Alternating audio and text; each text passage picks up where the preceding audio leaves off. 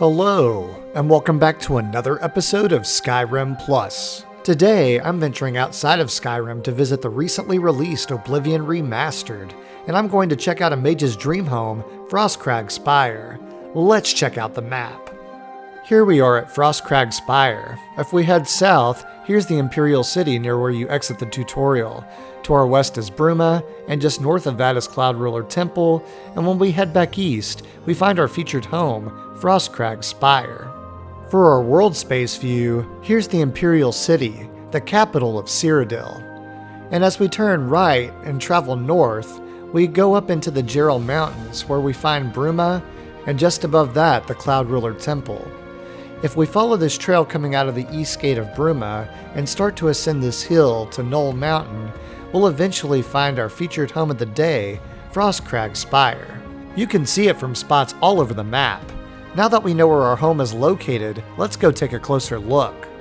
After hiking up the trail, we're getting closer, but we still have a few flights of stairs to go. Let's keep going. After you climb a couple of flights of stairs, you'll receive a quest update. I've arrived at Frostcrag Spire. I should make my way inside the curious but extraordinary tower. Now, we'll head up this last flight of stairs that takes us to the front door. One way you can enter is to pick the door's lock. If you have a PC, you can use your console commands by clicking the tilde key, clicking the door with your mouse, and typing unlock, and then press enter. Or you can head left along the front porch to where it meets the mountain to try to find the key. You'll have to be safe hiking down, as I thought I could just jump down, and I took a hard fall to my death. But if you make it down safely, there's a camp, and within that camp, there's a chest that holds the key to the home. Whatever method you choose, now you're ready to enter the home. And when you do, you'll find a book on a mysterious ice claw. And then I receive a quest update. I've discovered a Dusty Tome within Frostcrag Spire. I should read it to learn more about this unusual structure. I guess that's a sign. Let's check it out. After reading the Dusty Tome, I've learned that I can purchase everything I need to restore this place to its former glory from Way at the Mystic Emporium in the Market District of the Imperial City. The rest of the journal spoke of how the original owner wasn't satisfied living at the Arcane University, so he designed a house after being inspired by his view of the Jerral Mountains. He spoke of unique features like the atronock altar, as well as the spellmaking altar and the enchanting altar, which require mage tallow candles to power them, as well as an apparatus table for the discerning alchemist and a conservatory for the best ingredients from Cyrodiil and beyond. And the last part just asked you to take care of your new home, as it was important to him. After reading the information about the backstory of the home and its owner, I walked around the room a little bit before noticing the platforms in the room starting to move. And all of a sudden, a large door started to open and the home revealed itself. After seeing how vast and grand the room looked, I decided I wanted to upgrade the home. So I traveled to the Imperial City Market District. When I entered the gate, I went straight up the stairs. Then I took a right. I saw the statue of a man holding a sword in the air. And then I saw the store that I was looking for in the back left corner of this area. When I entered, I found Way, and I asked her to barter. She had everything I needed to restore the home in her inventory, including the mage tallow candles needed to activate my altars. When I was done, I returned to a renovated castle, and look at the entryway again. The ceilings are super high. Look at the grand chandelier, the banners, the metal stars. This space is epic. There are 3 pods straight ahead, a fire, a frost, and a storm, where the atronock altar forms your followers.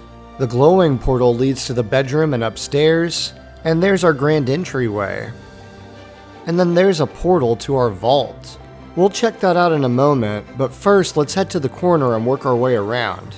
The corner has a candlelit reading area with tons of books. Now we'll head up this ramp.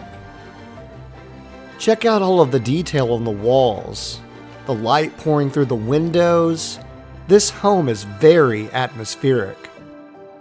As we turn to the right, you have a great view of the entryway. And here are those 3 platforms again. And here's the atronock altar where you can summon them with 3 fire, frost, or void salts. As we move to the right, we have a spellmaking altar. We'll activate it to place the mage tallow candles, and then we'll activate it again to enter the menu, where you can pick the type of spell, and then we can adjust the magnitude, the area, and the duration. And then you can name your spell too, so that's something we aren't able to do in Skyrim. Now we'll turn to the other side of the platform and activate our enchanting altar by placing another pair of the mage tallow candles, and then activate it again to enter the menu.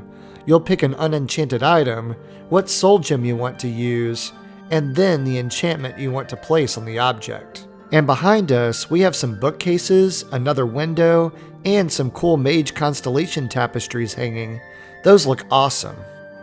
And now we'll head back down the ramp. Don't forget to like and subscribe if you like what you're seeing.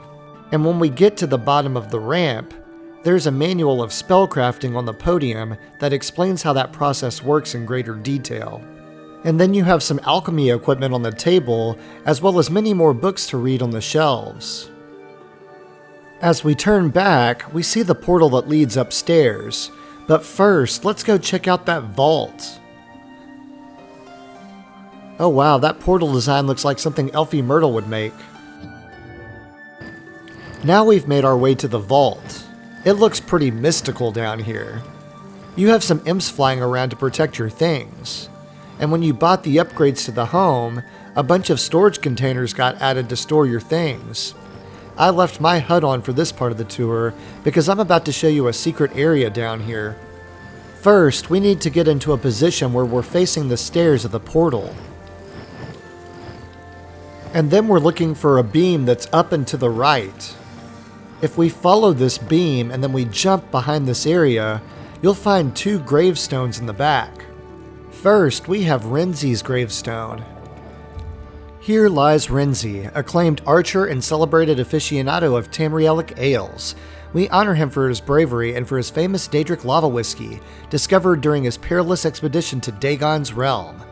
When we check our inventory, we've been gifted a Daedric lava whiskey, which deals 1 point of fire damage on self for 10 seconds, paralyzes self for 10 seconds, restores health on self for 20 points over 20 seconds, and summons a Dremora Lord on self for 60 seconds. Interesting effects. Moving on, the grave next to this is Linazon's. Here lies the mysterious Linazon, renowned master of writing and storyteller supreme. Activating their grave gave us a buff. Let's check out the active effects. First, we received a 15-point Fortify Mercantile buff for 800 seconds. We also received a 10-point Personality buff for 800 seconds, and a 15-point buff to Fortify Speechcraft for 800 seconds, so this was pretty useful. Now that we've seen the vault, I'm going to take us back to the main room, and now we'll take the next portal to head upstairs. And now we're upstairs. That portal brought us here, but I'm starting us further back, so I remember to show you the ring that's in this jewelry box. It's called the Pentamagic Loop, and it provides a 5-point buff to all schools of magic, which is certainly useful during a mage playthrough. Now that we've seen our ring with a nice buff, let's check out the rest of the room. That portal can take us back and forth between this room and the altar room. There's a chest for storage, a bed with some quaint candle lighting, a door that leads us to a balcony that we'll see soon, and next to that, you have your alchemy table with lots of gear for the budding alchemist. And above that are some cool mage-themed tapestries. There's a portal that takes us to the rooftop deck. We'll check that out later. And then there's a dresser. And as we turn, we find the conservatory, which has around 100 different ingredients from Cyrodiil and beyond. This space sure is stunning, and it offers a pathway to becoming a master alchemist. And now that we've seen this space, we're going to head outside to check out our balcony.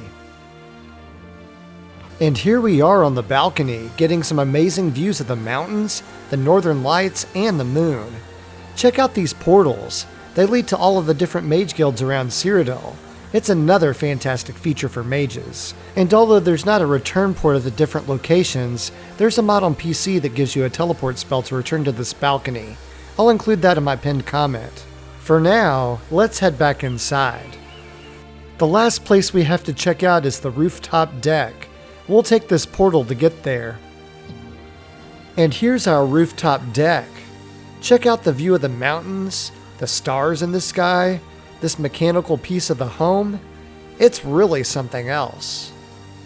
And then when we stand near this portal, you can see Bruma and Cloud Ruler Temple in the distance. And then when we look to the left, there's the Imperial City. Those were some really impressive views, but now that we've seen all there is to see, it's time for final thoughts. Frostcrag Spire is a wondrous mage tower within the Jerral Mountains. It's free once you discover it, but I recommend buying the upgrades from the Mystic Emporium. The tower provides a bed for the lonesome traveler, an atronock altar, a spellmaking altar, an enchanting altar, an alchemy table, a conservatory with tons of ingredients ripe for the picking, a vault for your valuables, as well as some interesting gravestones, a ring with a major buff, portals to the mage guilds around Cyrodiil, and a fantastic view from the top of the tower. If you're a mage and want some scenic views to admire, you might fall in love with Frostcrag Spire. This concludes my feature of Frostcrag Spire. If you enjoyed this content and want to see more, don't forget to like, comment, and subscribe. Click the bell icon if you want to be notified of when I post. And as always, thanks for watching. I'll catch you on the next episode.